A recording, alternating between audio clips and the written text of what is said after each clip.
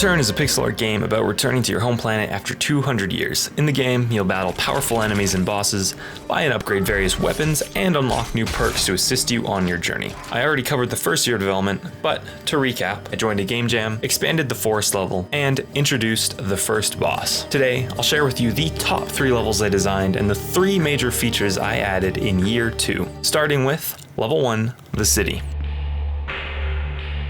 When we left off in the last devlog, the city didn't have much going on and looked very outdated. With the new artwork, I aimed to make the city seem huge and mysterious, incorporating a cyberpunk vibe into the architecture. I added enormous buildings with big trees growing out of them, and I included destroyed tanks and bodies left from past wars. I then created apartments inside the buildings for players to explore. To make the environment more captivating, I used a dark blue color to stand out from the exteriors. Within the apartments, I added details to tell a story, like showing corpses of residents who couldn't escape.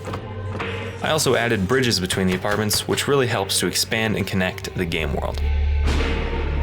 Underneath the city, I created the sewers. The area initially began as a tight level filled with trash and debris.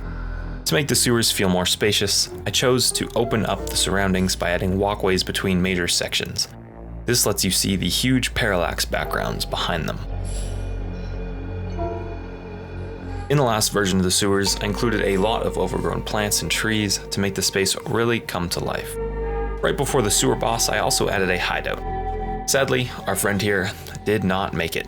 The sewers are also home to several new enemies, but I'll talk more about them later. Further along after the sewers, you'll get to the Wasteland, a barren place destroyed by bombs from the wars.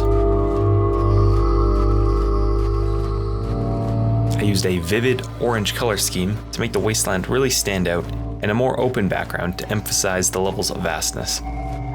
The Wasteland is controlled by the Marauders, a group of soldiers led by the Baron.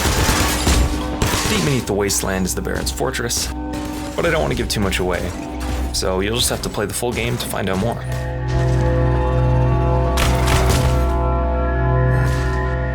At this point, the game had a serious shortage of weapons. There was only a machine gun, a wimpy pistol, and a short sword. The first weapon I added was a huge light machine gun called the Breda. I even named it after the real-life Breda 30 machine gun used by the Italians in World War II.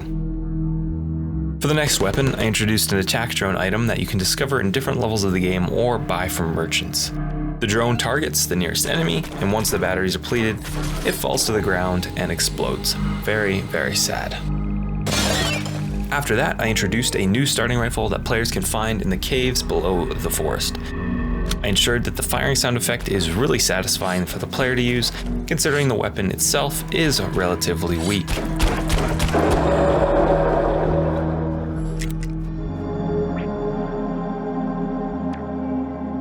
The player's current inventory was super crappy, so it was definitely time for a makeover. Went through a few changes, but I eventually settled on this layout.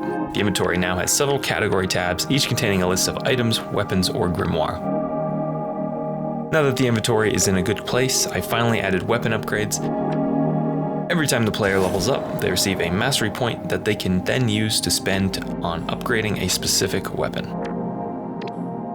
With the new levels constructed, it was time to populate them with some enemies.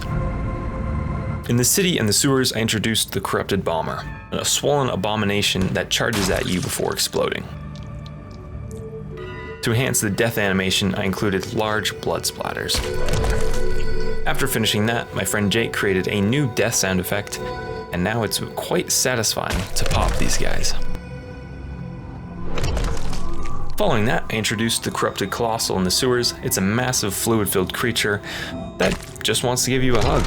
If you do succeeding in defeating him, he leaves behind a massive explosion, just like the bomber. With the sewers now populated by a variety of friendly creatures, it was time to introduce the second boss to the game, the Witch Queen. She's an extraterrestrial being sent to your planet to corrupt the humans in the city region. Once her mission was complete, she went to sleep in the sewers. The design of the Witch Queen drew heavy inspiration from the Eye of Destiny, featuring a tall, slender body with bony textures and 3 eyes. Thank you guys for watching. If you enjoyed this, be sure to check out the first year of development on Return.